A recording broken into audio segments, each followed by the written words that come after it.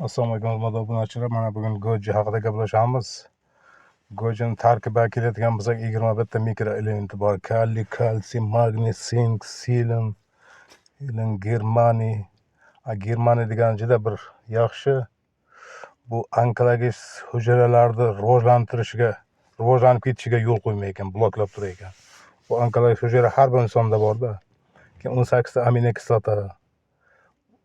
Limonda ham 18 ta bo'lmayganda aminokislota. Limondan kuchli deyilgan.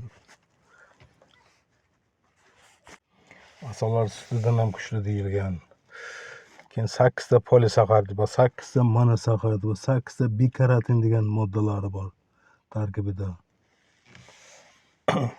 Omega 6, omega 3, vitaminlarga keladigan bo'lsak, vitamindan C, vitamin A, vitamin E, vitamin B, B1, B3, B6, B9, B12 vitaminlari bor. Bu vitaminlar inson organizmi uchun juda bir kerakli narsa ekanda. Buni doimiy iste'mol qilib yurilsin degan. Doimiy iste'mol qilib yurilganda odam semirib ketmaydi. Odamda ozdirish xususiyatlari bor. Keyin yoshartiruvchi xususiyatlari bor. Mana qonni suyultirib, mayda kabilni qon tomirlarida ham qon yurgandan keyin odam chiroyli bo'ladi, ajin tushmaydi. Keyin umrni uzaytiruvchi xususiyatlari bor deyilgan. Bunga ichaklar toza bo'lsa, qabziyatga uchramasa, hazm yaxshi bo'lsa, o't dimlanmasa, qon narmada suyuqlikda bo'lsa, modda almashinuvi yaxshi bo'lsa, immun kuchli bo'lsa, odam uzoq umr ko'radi har kim ham. Buni xususiyatlari immun ko'taruvchi, qonni suyultiruvchi, qonni tozalovchi, qon aylanishini yaxshilovchi, modda almashinuvini yaxshilovchi, ichaklarni tozalovchi, qabziyatni oldini oluvchi, hazmni yaxshilovchi, o't qopida dimlanishlarni oluvchi, o't qopidagi buyrakdagi toshlarni parchalab tushiruvchi, keyin jigarni yog'lardan, toksinlardan tozalaydi. Prostatit tish ishlarini qaytaradi doimiy iste'mol qilib yursa. Bu yangi nomi Gojetta.com deb nomladik. Bu Gojetta.comni yoshi katta insonlar iste'mol qilib yuradigan bo'lsa, umuman charchoq sezmaydi, kasalga chalinmaydi. Mana kimdadir saxar, kimdadir ko'z nuriga deyapmiz, ko'zdagi kataraktlargacha suriladi doimiy iste'mol qilib yursa. Keyin mana charchashiga sabab inson tanasi o'zida qayerda charchadimi shu molosniy kislota ishlab chiqar ekanda. O'sha molosniy kislotani ishlab chiqishini kamaytiradi deyilgan. Mana saxarda iste'mol qilib yuradigan bo'lsa, qondagi qand miqdorini kamaytirib, insulin ishlab chiqarishini yaxshilaydi deyilgan. Qon bosimida iste'mol qiladigan bo'lsa, qonni suyultirib, buyraklarni tozalab, qon tomirlarni qayishqoqligini oshiradi. Shunda odam davlat salga ko'tarib ketavermaydi-da. Mana B vitamini yetishmagandan keyin u kardiyani ichib yurasizmi, qoningiz suyuq bo'ladimi? Odamni davlnasi bitta joyda qotib qolar ekan, 150, 140 ta. Tushib ketmaydi, ko'tarilsa ko'tariladi, tushib ketmaydi. O'shalar bari B6 vitamini yetishmasligidan bo'lar ekan. Mana og'doqlarga keladigan bo'lsak, og'doqlar ham yoki modda almashinuvi buzilgandan, yoki immun tushib ketishidan, yo ichaklarda tiqilish bor, ichaklarda yo zaharlanish bor.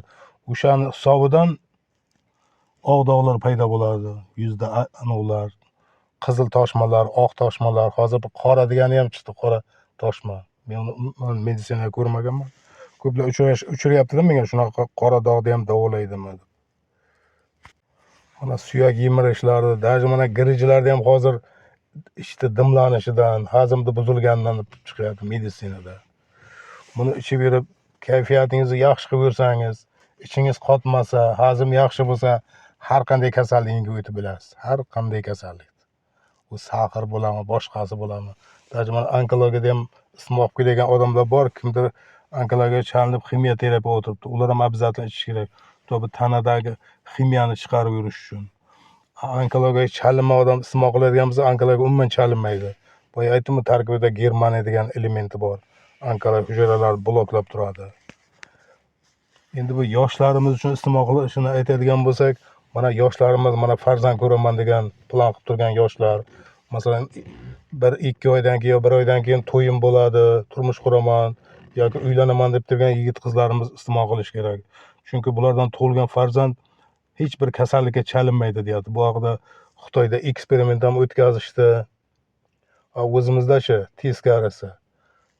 Yangi tug'ilgan chaqaloq cheripni tug'ilyapti. 40 chaqaloqqa kapilni ulab turibdi. Har xil dorilar qilinyapti. Bu Gojetda kon mevamizni xususiyati mana qondagi testosteronni sifatini oshirib beradi deyapti. Shunday bo'lgandan keyin sog'lom farzand tug'iladimi ulardan? O'sha uchun yoshlarimiz ham bu narsadan iste'mol qilinishi kerak. Даже bepushtlikka ham yaxshi effekt beradi. Bir nechta bepushtlikka ham ichganlar bor edi, lekin men anovim yo'q, xabarim. Nima bo'ldi, nima qo'ydi, ular ham qo'ng'iroq qilgan yo'q. Yaxshi bepushtlikda ham yaxshi effekt beradi. Ko'zni nuriga ham yaxshi foyda qiladi. Chunki ko'zni nuri ham bari jigardan, ishda tiqilishi, ishdagi zaharlanish, hazmni buzilishi, hazmni joyiga qo'yib oldingizmi, hammasi yaxshi bo'ladi. Даже buxorolik bir klientim bor edi. Даже ko'zimdagi kataraktalar ham so'rilib ketdi deb. Keyin mana doim iste'mol qilaveradigan bir xatirchilik inson bor edi. U kishi ham oyog'im tuzaldi deb qo'ng'iroq qiluvdi. Suyak yemilishlarda. Suyak yemilishini ham hal qilib beradi. Suyak yemilishi ham bari hazmni buzilishidan deb doktorlar shetib diagnoz qo'yishyapti. O'sha uchun imkon darajada bir ikkita daraxtni ekib olish kerak. Doimiy iste'mol qilish kerak. Doimiy iste'mol qilganda ham qanday? Oilaviy iste'mol qilinishi kerak. Ikkita daraxt bo'lgandan keyin bitta oilaga yetadi. Uni mevasini iste'mol qilish kerak. Ular bo'lsa mana barglarini ham nobud qilmasdan yig'ib, quritib olib qo'yish kerak. Barglari ham shifobaxsh bo'ladi. Bargini ham xuddi shu mevasida qilib doimiy choyga damlab iste'mol qilib yursa bo'ladi. Shu daraxtni egadigan bo'lsangizlar bir 2 yilgacha maslahatlashib, qo'ng'irlashib turasizlar. Ekdim, shu holatga keldi, hosil berdi, hosil bermadi degan maqsadda qo'ng'irlashib, maslahatlashib turasizlar. Maslahatli yaxshi-da. Mana mevasidan oladiganlar, iste'mol qiladiganlar ham qo'ng'iroq qilib so'rab turingizlar. Ichyapman, effekt berdi, effekt bermadi, nimaga bermadi? Mana shu tomonlardan maslahatli bo'lib tursa yaxshi bo'ladi. Lekin effekt beradi. Hech qachon bu nojo'ya ta'sir ko'rsatmaydi. Nojo'ya ta'sir ko'rsatadi qachonki me'yordan ko'p iste'mol qilib qo'yilsa. Aniga me'yordan kam iste'mol qildimi, nojo'ya ta'sir ko'rsatmaydi. Endi kimlarga mumkin emas? Mana 3 yoshdan pastki bolalarga mumkin emas, homilador ayolga mumkin emas, emizikli ayolga mumkin emas, isitmasi ko'tarilganda mumkin emas, qizil narsaga allergiyasi bor insonlarga mumkin emas. Keyin mana qonni suyultiruvchi dorilar qo'shib iste'mol qilib yurmaslik kerak. Iloji boricha boshqa dorilarni ham paspini chiqib ketish kerak doridan. Mana sahrga ichib yuradigan boshqa dorilari ham bor. O'shalardan ham chiqib ketish kerak iloji boricha. Boshida sinab ko'rib ichib anaqa qilish kerak. Mayin boshqa dorilar ham chiqish kerak. Meni shu maqsadim shu bu doridan chiqish, insonlar shu doridan chiqarib olish, tabiiy narsaga qaytish. Tabiiy narsaning ziyoni yo'q-da. Bu dori ishlaydigan dorilar bari jigarga ziyoni bor. Uni ertalab ovqatdan oldin 15 gram iste'mol qilish kerak. Obedga ovqatdan oldin 15 gram iste'mol qilish kerak. Kechqurun iste'mol qilmaslik. Kechqurun iste'mol qilgani uyquni qochiradi degan. Kunduz iste'mol qilgani uyquni normaga keltiradi degan. Buni iloji boricha yaxtay holatda iste'mol qilmaslik. Yosh ulug' insonlarga yaxtay narsani o'zi hazmni buzadi, ichaklarda shomillash paydo qiladi. O'sha uchun mevasini ivitib, issiq iste'mol qilib, ichib suvini, mevasini ham yuborish kerak. Mana pishib turgan mevalarga keladigan bo'lsak, 10 donagacha iste'mol qilish mumkin. Obedgacha bo'lgan vaqtda, obeddan keyin kechgacha bo'lgan vaqtda yana 10 dona iste'mol qilsa bo'ladi. Undan ko'plik qiladi. Yosh bolalarga keladigan bo'lsak, yosh bolalar iste'mol qilsa bo'ladi. Masalan, 5-6 yoshdagilar ham bir 2-3 dona pishgandan ham. Doimiy iste'mol qilib yurgan odamda juda bir yaxshi ta'sirotlar qoldiradi sog'ligi uchun. Odam kasalga ham chalinmaydi. Odamning dinkasi qurib ham o'tirmaydi. Doim o'zini tetik tutadi. Odam o'zini sal bir miyasini tozalab borish kerak. Men tuzalyapman. Iloji boricha mana oq nonni yeyishni kamaytirish kerak.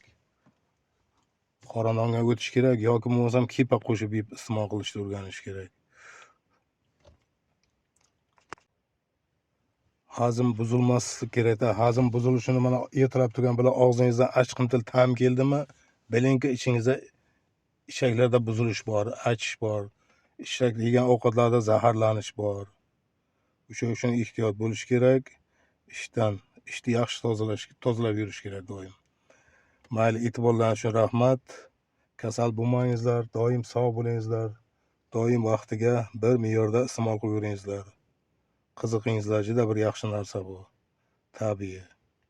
Agar bundan doim iste'mol qilsangiz, umuman aptekaga borishingiz shart ham bo'lmay qoladi. Chunki o'zi tabiiy apteka bu. Mayli, e'tiborlaringiz uchun rahmat. Doim sog' salomat yuringizlar. Yaxshi kunlarda uchrashaylik. Kasal bo'lmangizlar. Barakalaringiz bersin.